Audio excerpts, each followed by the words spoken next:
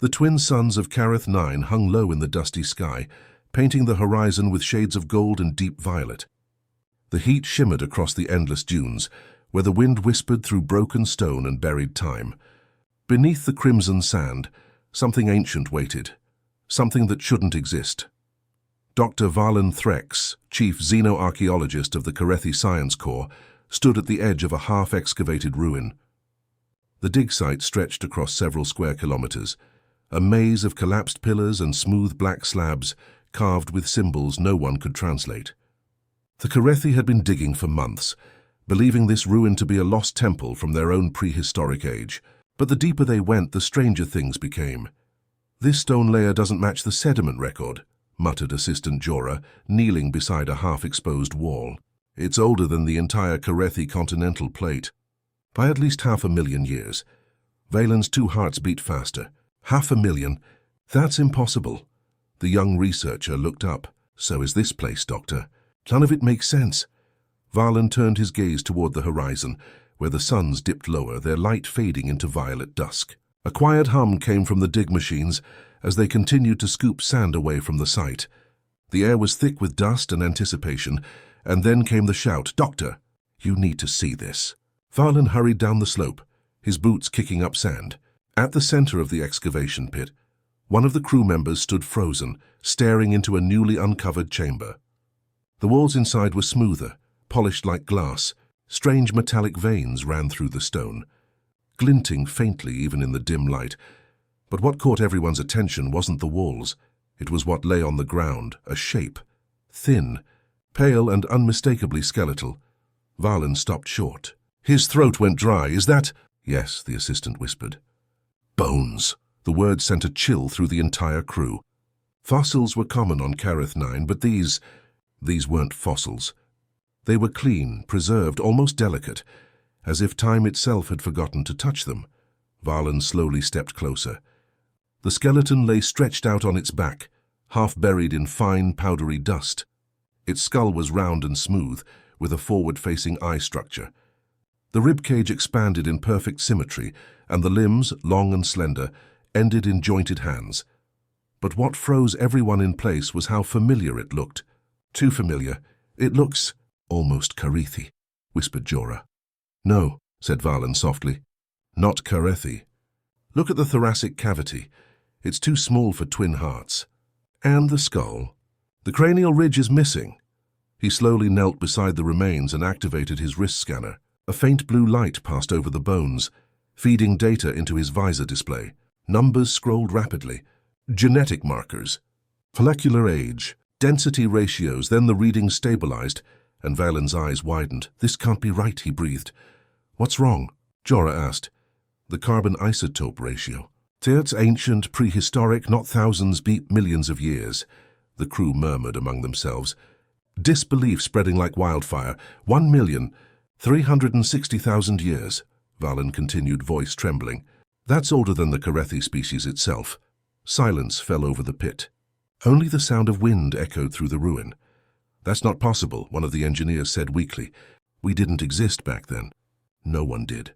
Valen didn't answer. He adjusted the scanner, focusing on the skull. The results confirmed it. A creature built for oxygen breathing, not for the ammonia-heavy atmosphere of ancient Careth. It had a narrow jaw designed for speech, teeth suited for mixed diet, and the bone density, nearly identical to the theoretical structure of a bipedal mammal. Could it be alien? Jorah asked quietly. Valen nodded slowly. "Perhaps, but not one we've ever encountered." He stood, feeling a strange unease creep into his chest. "Seal the site," he ordered. "No one touches it until we run a full analysis." But even as he said it, he knew this discovery would change everything. That night, while the rest of the crew slept in the camp domes, Valen remained awake. He sat inside the research tent, studying the 3D reconstruction of the skeleton on his holotable. Every measurement defied logic. Perfect bilateral symmetry. Single respiratory system. 2 eyes, 1 brain cavity. The pattern was too deliberate. He leaned closer, noticing something odd at the base of the skull. A tiny metallic fragment lodged near the jawbone. It reflected light like a piece of engineered alloy. "What were you?" he whispered. He ran a secondary scan. The metal's atomic signature didn't match any Carethi material. It was older, far older, than anything their civilization had ever smelted. The computer beeped softly, displaying the full age analysis. 200,000 years before the rise of Carethi civilization. Valen stared at the number, his pulse racing. Their entire recorded history only stretched back 400,000 years. This skeleton predated their species by nearly 1 million. He felt an unexplainable pull, awe mixed with fear. Who could this be? Some long-lost ancestor? A traveler from another world? Or something even stranger? He pulled up a genetic comparison chart between the skeleton and Carethi DNA. The system worked silently for several minutes. When it finished, the results made his blood run cold. Genetic similarity, 89%, 89%. That was impossible. No alien species in the known galaxy shared more than 20% similarity to Carethi genetics. He leaned back slowly, his mind spinning. "This thing," he murmured, "it's almost one of us." But that couldn't be true. The Carethi evolved on Careth 9. Their fossils, their biology, their history proved it. And yet here lay a body that shouldn't exist, not just before their history, but before their species. He turned off the scanner and looked out through the tent flap at the dark desert beyond. The wind had grown stronger, carrying long, low howls across the ruins. It almost sounded like a voice whispering from the dunes. As the lights flickered, Valen couldn't shake the feeling that something was watching, something ancient, patient waiting beneath the sand.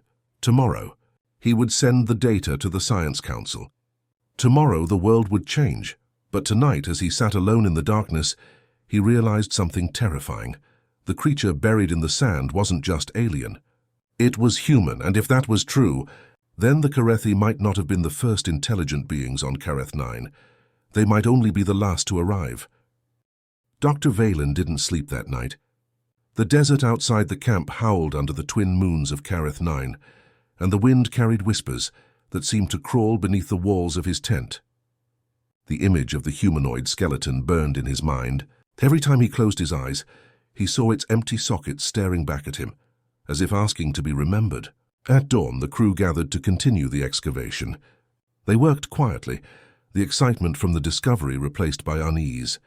The air felt heavier, as though the ruin itself didn't want to be disturbed. Valen ordered the skeleton moved carefully to the orbital research station, circling Careth 9. The team used grav lifts and sealed containers, locking the remains inside a stasis capsule to prevent contamination. No one spoke during the transport. Even the youngest assistant, Jorah, who usually hummed while working, stayed silent. Everyone felt the same thing. This was no ordinary discovery. Once aboard the orbital lab, Valen initiated a full-spectrum analysis. The holotable projected the skeleton in stunning detail. Bone density, microfractures, mineral patterns. He zoomed in on the skull, the metallic fragment still lodged near the jaw. "Run a material scan," he ordered. The machine hummed softly, releasing blue light over the bone. Within seconds, the readings appeared. Valen frowned. "This alloy, it's not natural. It's synthetic, layered, manufactured." Jorah leaned over his shoulder. "From what period?" "That's the problem," Valen said quietly. "It's older than the skeleton itself."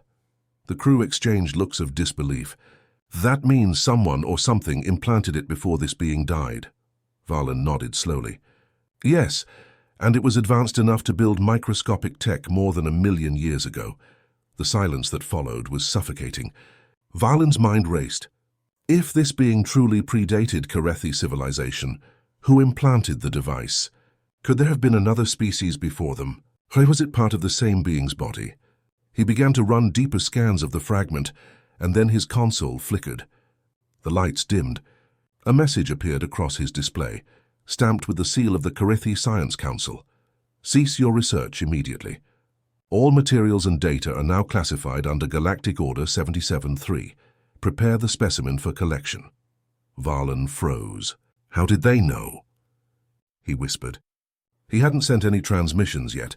The orbital lab was still offline from the dust storm interference. The message had come through a secure encrypted channel. Someone had been watching them the entire time. Minutes later, another message followed, this one marked urgent. "Dr. Valen Threx, Surrender all copies of your data. Failure to comply will result in immediate investigation. Jorah read over his shoulder, her voice trembling. They want to shut us down. No, Valen said, shaking his head. Not shut us down. Silence us. He turned off the main console and disconnected the data link. Copy everything to a private node, he ordered. Hide it under my personal encryption. Jorah hesitated. Doctor, are you sure? That's treason if they find out. They won't, Valen said firmly. Not if we're careful. The crew obeyed, though fear filled their eyes. They had seen too many scientists vanish after making classified discoveries. The Carethi government controlled knowledge like a weapon, and this discovery could rewrite everything they believed about their origin. By nightfall, the station was quiet again. The crew retired to their quarters, but Valen stayed behind. He sat alone before the stasis pod, the humanoid skeleton glowing softly under containment light. Who were you? He whispered. Why were you buried here? He reached out and touched the control panel beside the pod. The stasis field shimmered faintly, casting reflections across his face. He leaned in close, studying the metallic implant near the skull once more. Something about it seemed different now. When he adjusted the magnification, faint engravings appeared on its surface, tiny lines forming patterns too precise to be random.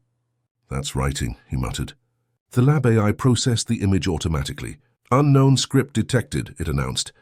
Translating using comparative xenolinguistic database. The translation took nearly an hour. Valen paced the room, glancing nervously toward the sealed door, expecting someone to burst in at any moment. When the AI finally spoke again, its tone was neutral, unaware of the weight of its words. Translation complete. Message reads, Observation Unit 3 terminated. Human origin confirmed. Valen froze. The word echoed in his mind.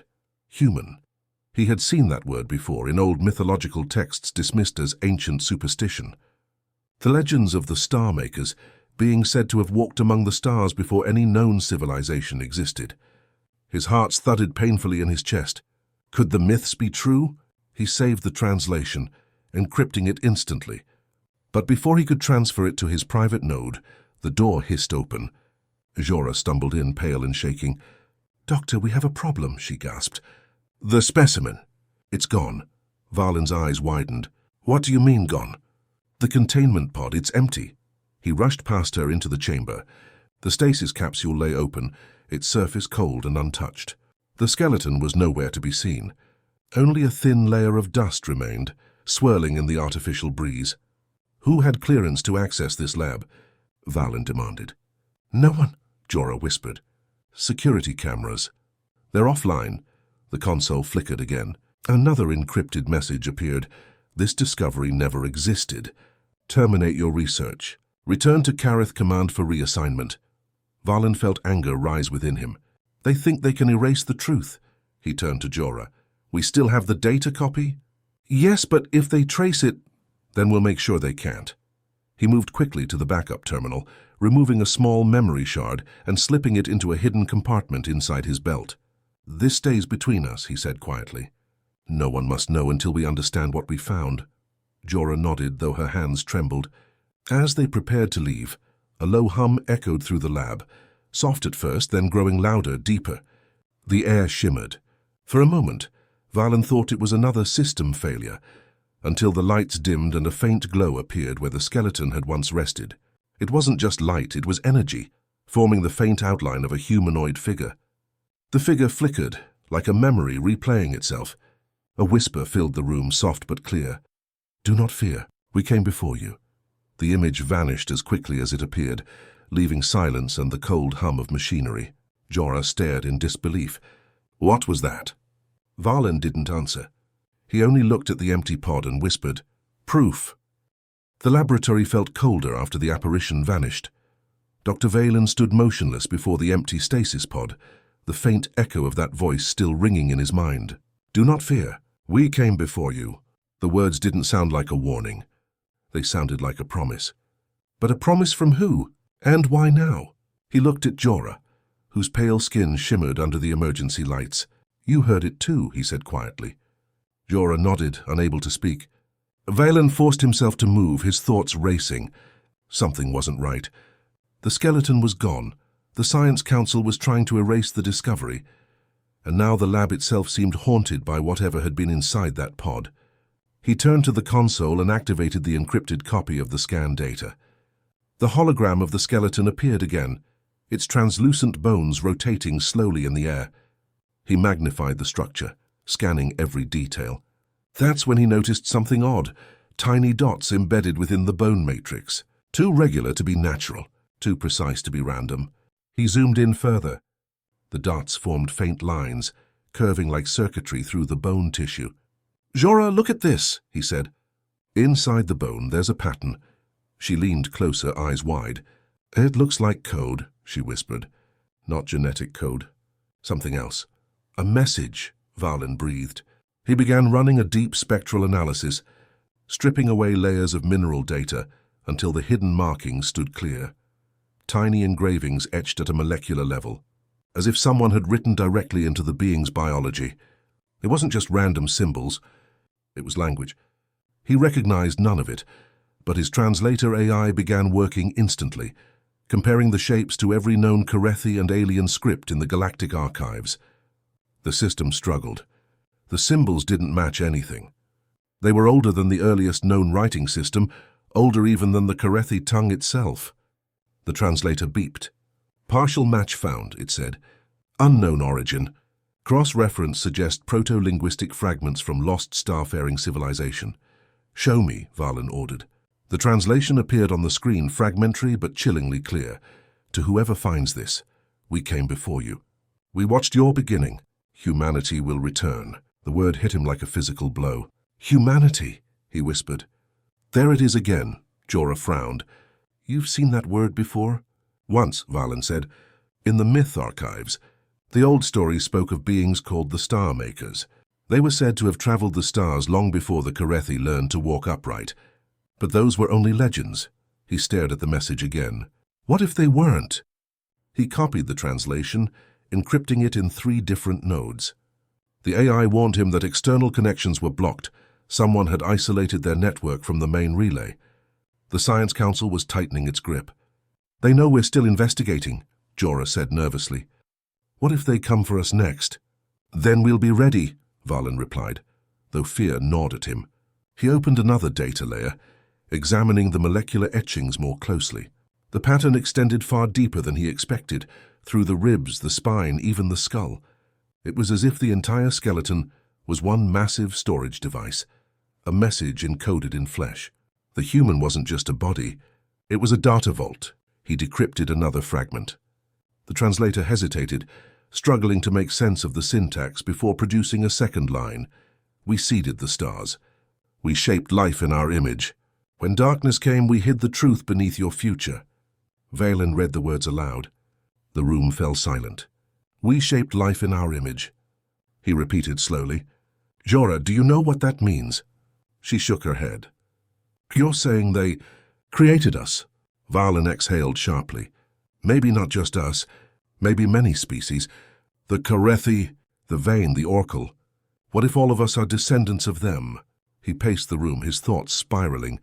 This could explain the 89% genetic similarity. "It's not coincidence, it's inheritance." Jorah looked terrified. "If that's true, then everything we know about evolution, history, religion, everything is a lie." Valen stopped. "Not a lie. A cover-up." He turned back to the console, voice low. "The Science Council isn't trying to suppress this because they fear chaos. They're hiding something. Maybe they already knew." The lights flickered. The ship's AI interrupted, monotone and calm. "Unauthorized transmission detected. Incoming message from restricted Carethi command network." Valen froze. "They've found us." The screen blinked with a warning symbol. But instead of a council code, another pattern appeared, identical to the one carved into the bones. "The same human symbols." Valen frowned. "This isn't from command." The message unfolded in real time, symbols shifting, rearranging into Carethi text. "We see you, Dr. Valen Threx. Do not trust your counsel. Follow the coordinates below. The truth lies where we slept." Then the signal vanished. The coordinates glowed faintly on the screen, marking a point far from Kareth 9. An abandoned system, quarantined for centuries. That's in the Aeron Belt, Jorah said. No one goes there. It's restricted space. Exactly where they don't want us to go, Valen replied. He turned off the main display and secured the shard of data. Get the ship ready. We leave within the hour. But the Science Council will bury this forever if we stay. He looked out the viewport at the twin suns sinking behind the dark curve of the planet. This message isn't just a relic. It's a summons. Someone or something wanted us to find it. He didn't say the last thought out loud, but it burned in his mind like a brand. And maybe they're still watching. As the orbital lab drifted silently above Kareth 9, the encoded message continued to pulse faintly in the background system logs, repeating one line in endless cycles: humanity will return. The orbital night passed in silence, broken only by the soft hum of engines, as Dr. Valen's small research vessel detached from the Karethi station. Every light was dimmed, every system masked to avoid detection. Inside the cockpit, Jorah sat tense, her eyes darting between the navigation screen and the void beyond the glass. The coordinates from the hidden message pulsed faintly on the hollow display, pointing them toward the outer edges of known space, the Aeron Belt, a region of dead worlds and magnetic storms where no ship dared to travel. "Are you sure about this?" Jorah asked quietly. Valen's voice was steady but distant. "No, but if that message was real, if those bones truly belonged to humanity, then we need to know where they came from." The ship's engines ignited softly, pushing them into the dark. Hours passed in uneasy silence. The void outside grew thicker, darker, as the twin suns of Kareth 9 faded into pinpoints behind them. Static crackled through the comms, the stars ahead distorted by waves of charged particles. The Aeron Belt was infamous for its electromagnetic storms. Ships vanished here without a trace. Yet buried beneath the interference, the coordinates stayed fixed, drawing them deeper into forbidden space. As they crossed the final threshold, the ship's sensors detected a planet. It hung in the darkness like a dying ember, grey, silent and airless. "No atmosphere," Jorah muttered. "Surface temperature -83. No signs of life." "Scan for structures," Valen said. The system hesitated, glitching through interference, then pinged back a faint signal. "Subsurface readings detected. Artificial geometry confirmed." Jorah stared at the display. "There's something underground." Valen's eyes narrowed. "Prepare for descent." The ship broke through the thin exosphere, rattling as it entered the planet's shadow. Dust storms swept across the barren plains below, glowing faintly under the light of distant stars. They landed near the signal's origin, a jagged fissure in the ground wide enough to swallow a city block. Valen and Jorah suited up, their helmets clicking as oxygen flowed. The wind screamed across the desolate surface, carrying grains of metallic dust that shimmered under their lights. They descended into the fissure using grav belts, their beams cutting through the darkness. The deeper they went, the stranger the rock became. It wasn't stone, it was fused metal, melted and reshaped long ago. The scanner confirmed it. The walls were made of an alloy that didn't exist in any known Karethi database. "This wasn't formed naturally," Jorah said. "Someone built this place." They reached the bottom and stepped into an enormous chamber. The floor was perfectly smooth, the walls engraved with murals that spiraled upward like a story carved into time. Valen raised his light and froze. The murals didn't depict Karethi. They showed figures tall and lean with human faces. In one panel, humans stood among stars, teaching smaller alien figures. In another, they built vast cities on alien worlds. And in the last mural, they vanished into blinding light. Valen whispered, "They were here before us." His voice echoed faintly in the silence. Jorah took a step closer, running her hand along the carvings. "These images, they look like records, histories." "Or warnings," Valen murmured. He activated a portable scanner, mapping the entire chamber. The readings were overwhelming. The metallic walls pulsed faintly with residual energy, as if the facility wasn't dead, only sleeping. At the far end of the hall stood a massive circular door, seamless and cold. Symbols glowed faintly along its rim, the same human markings found in the skeleton's bones. "It's the same language," Jorah said. "Can we open it?" "We'll find out," Valen replied. He approached the door's control pedestal, brushing away layers of dust. As he activated the interface, light rippled across the metal. The ancient machinery responded instantly, humming to life with a deep, resonant tone. The ground vibrated beneath their feet. "Something's powering up," Jorah said, alarmed. "We should go." "No," Valen said firmly. "This is what we came for." The door began to rotate, splitting apart with a low metallic groan. Warm air, impossible air, flowed out from within. It carried a faint scent, not mechanical but organic, like the smell of old forests and rain. Valen stepped inside. The chamber beyond was circular, filled with pods, hundreds of them arranged in concentric rings. Each pod was built from transparent material and filled with dim blue light. Inside the pods lay forms, human forms. Some were skeletal, some preserved as though asleep. Jorah gasped. "By the stars." Valen walked slowly between them, his heart pounding. Every pod carried the same symbol, the same that appeared on the artifact, on the skeleton, on the murals. "They didn't just visit," he whispered. "They lived here." He approached the center of the room where one pod still hummed softly. It was larger than the rest, its light pulsing faintly like a heartbeat. Inside, a single human lay motionless, perfectly preserved as though waiting. "This one's still active," Jorah said, voice shaking. "After 1,000,000 years." "More," Valen murmured. "Whoever they were, they built this place to last." He touched the pod's interface. The readings flared, temperature rising, systems awakening. Jorah stepped back. "Valen, what are you doing?" "Finding the truth," he said quietly. The pod hissed, steam venting into the air. Alarms flickered weakly through the chamber, lights pulsing faster and faster. Then the hum stopped. For a heartbeat there was silence, and then the being inside opened its eyes. They glowed with pale blue light, calm, aware, ancient. Jorah stumbled back, frozen. Valen couldn't move. The figure inside turned its gaze toward them. The chamber lights brightened, as if recognizing its master. The human's lips parted, and a soft voice, clear and fluent in Carethi, echoed through the air. "You've taken long enough to find us." The air grew still. Jorah whispered, "It's alive." The being stepped out of the pod, water dripping from its skin, its movements graceful and deliberate. "Who are you?" Valen asked, barely able to speak. The human tilted its head, smiling faintly. "We are your beginning," it said, "and perhaps your end." The lights across the chamber flared to life, illuminating thousands of sleeping pods, each one slowly warming. Something ancient was waking, something that had waited far too long. The sound of machinery filled the ancient chamber like a heartbeat returning to life. Sparks danced along the walls as power conduits glowed with fresh energy, lighting up thousands of stasis pods one by one. Dr. Valen and Jorah stood frozen, their helmet lights flickering, as the room came alive around them. The human who had awoken, tall, lean, and impossibly calm, stepped forward, each movement smooth and deliberate, as if time itself had never touched him. His eyes glowed faintly blue, but behind that glow was intelligence deep and old. "Who are you?" Valen managed to ask. The being looked at him, studying his face for a long moment before answering.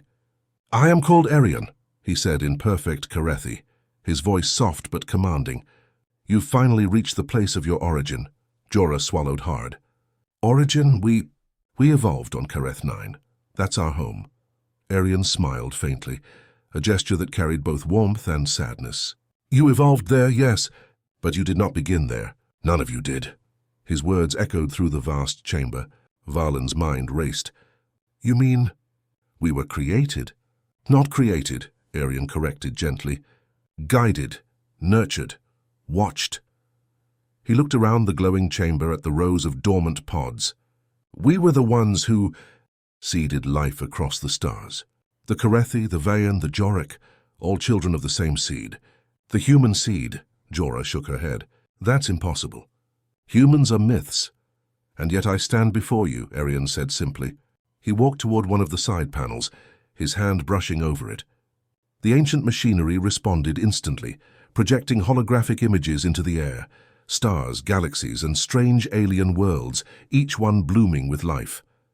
"Before your kind learned to speak, before your sons were born, humanity spanned this galaxy. We built civilizations among the stars, helped others rise, taught them knowledge and peace. But then came the silence. The holograms shifted, showing war and destruction. Worlds burning, fleets shattering, entire systems consumed by light. An enemy we could not name, Arian continued, his voice growing darker. They came from beyond the known void. We fought, but in the end we chose survival over victory. We went to sleep, leaving behind the life we had nurtured, hoping one day our children would awaken us. Valen felt a chill crawl up his spine. Children, he repeated softly. You mean us? Yes, Arian said. You, the Carethi, are our descendants. The shape of your bodies, your speech, your eyes, they are echoes of us. He paused, gazing at Valen with something like pride. We hid our memory inside your world, waiting for the day you were ready to find it. Jorah looked at the glowing pods. Then why wake now? Why not stay hidden? Arian's blue eyes flickered. Because something is stirring in the dark once more. The silence never truly died. It sleeps as we did, and now it begins to awaken. The lights dimmed slightly, as though the chamber itself reacted to his words. You've seen the signals, haven't you? He asked. The strange interference, the missing ships near the edge of your space. Valen nodded slowly. We thought it was magnetic storms. No, Arian said quietly. It is them, the beginning of what's coming. He turned to face the chamber's central column, pressing his hand against it. A deep rumble followed, and from the walls ancient screens unfolded, showing star maps with glowing red lines spreading outward from distant systems. Our long sleep was not meant to last forever, Arian said. We left beacons hidden across the galaxy, waiting for one signal to be found. When you unearthed that skeleton, you triggered the awakening sequence. Jorah took a step back, her voice trembling. You mean... We woke you? Yes, Arian said. And by doing so, you've also awakened what hunts us. The room shuddered, a low tremor rippling through the ground. Dust fell from the ceiling. What's happening? Jorah cried. Arian turned to them, his calm expression hardening. They've detected the signal. They're coming. He looked at Valen. We must leave this place. If they find us now, they will destroy everything. Valen hesitated. Who are they? The ones who ended us, Arian said simply. They are not life as you understand it. They devour creation itself, machines born from a forgotten age, built by minds long lost. The tremor grew stronger and faint alarms echoed through the ancient structure. Arian reached toward a nearby control panel, his movements quick and precise. I can only wake a few of my kind before we must flee. The rest will remain here until it is safe. Valen stepped closer. Where will we go? To your world, Arian said. Careth 9 is the final beacon, the last safe haven. It holds what remains of our archive, everything you need to prepare. The pods around them began to open, releasing bursts of cold mist. More humans stirred inside, some alive, some flickering with faint traces of movement. Doctor, Jorah whispered, this is too much. We can't bring them back. We don't have a choice, Valen said, though his voice shook.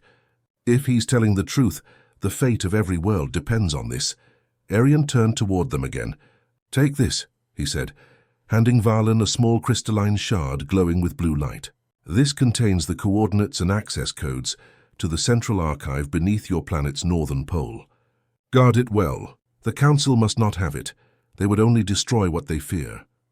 Valen took the shard, feeling its warmth pulse through his glove. And what about you? Arian smiled faintly. I have waited 1,000,000 years for this day. I will not hide again. The ground split with a thunderous roar. Energy flared along the walls as ancient defenses came online. Outside the fissure, the sky turned black. Through the dust and chaos, Valen could see streaks of light descending, ships, but not Carethi, not human. Something else, something alive and yet mechanical. Arian looked up, his expression resolute. The awakening has begun. He gestured toward the exit. Go before it's too late. As Valen and Jorah fled toward the ship, the chamber behind them erupted in blinding light. The ancient humans stirred, their pods opening, their eyes glowing like stars. And as the ship lifted off into the storm, Valen looked down through the viewport, watching the ruins of the ancient facility burst with energy. Thousands of lights shimmered across the planet's surface, signals, waking beacons calling across the void. And somewhere in the darkness beyond the stars, something answered. The Carethi research ship Ardent Hope tore through the atmosphere of Careth 9 like a wounded beast. Its engines screamed, leaving trails of burning plasma in the twin-sunned sky. Dr. Valen sat strapped in the command chair, his mind racing faster than the ship itself. His hands trembled slightly as he held the glowing shard Arion had given him. It pulsed with rhythmic light, almost like a heartbeat. Jorah at the navigation console glanced over at him. "We barely escaped," she said quietly. "Whatever those things were, they didn't look alive." Valen nodded, still staring at the shard. "He called them the Silence," he said. "And if what Arion said is true, they're coming here." Outside, the desert stretched endlessly beneath them, golden dunes glowing under the fading suns. The ship's sensors pinged with faint signals, energy readings spreading across the surface. Jorah frowned. "We're picking up multiple transmissions. Same frequency as the ruins." "The beacons," Valen murmured. "They're activating all over the planet." He turned toward her, his expression grim. "Jorah, this isn't just an archaeological discovery anymore. This is a warning." She swallowed hard. "Then we need to tell the Council." "No," Valen said sharply. "If we tell them now, they'll destroy everything. You know how they react to threats they don't understand." Jorah's hands tightened on the controls. "So what do we do?" Valen looked at the shard again. "We find the archive. Arion said it's beneath the northern pole.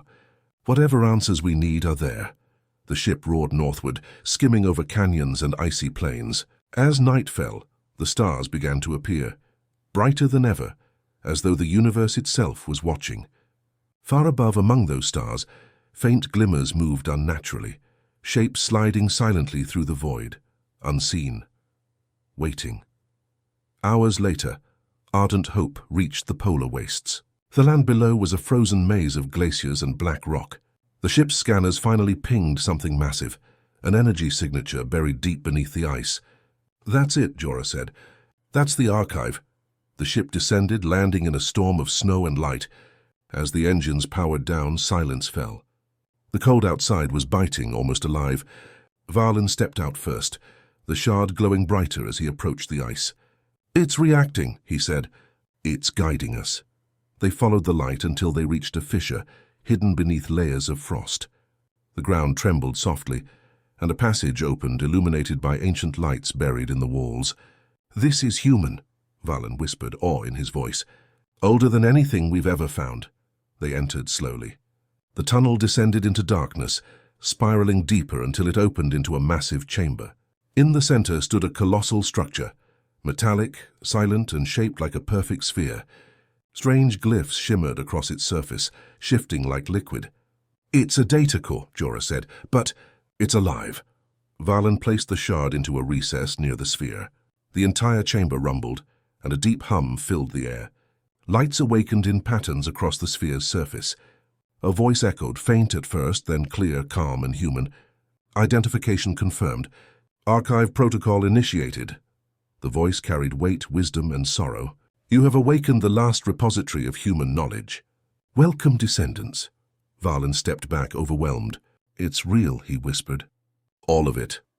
The sphere projected a hologram into the air, a vast map of the galaxy, glowing with thousands of points of light. "Each point," the voice said, "is a cradle of life seeded by humanity before the Silence. Many are lost. Some still burn, and now the silence stirs again." Jorah stared at the projection. "Can we stop it?" The voice paused.